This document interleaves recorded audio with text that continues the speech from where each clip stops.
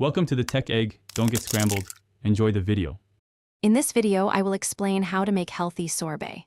First, select your favorite ripe fruits, either fresh or frozen, such as berries or mango.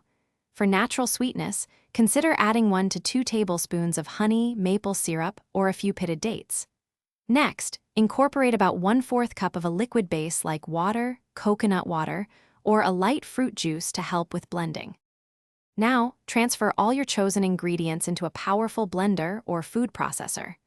Begin blending on a low setting, gradually increasing the speed.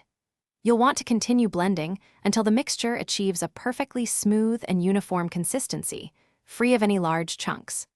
Remember to pause and scrape down the sides of the blender a few times to ensure everything is thoroughly combined. Once blended, pour your sorbet mixture into a shallow, freezer-safe container. Place it in the freezer for at least 2 to 4 hours.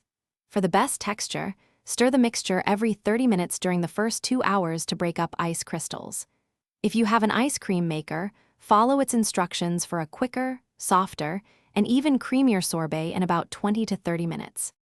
Before serving, allow your frozen sorbet to sit at room temperature for about 5 to 10 minutes. This makes it easier to scoop. Use an ice cream scoop to serve generous portions into chilled bowls. For an extra touch, garnish with a few fresh berries, a sprig of mint, or a sprinkle of shredded coconut. Enjoy your delicious, homemade, and healthy sorbet right away. Thanks for watching. Consider subscribing if I helped unscramble your problems.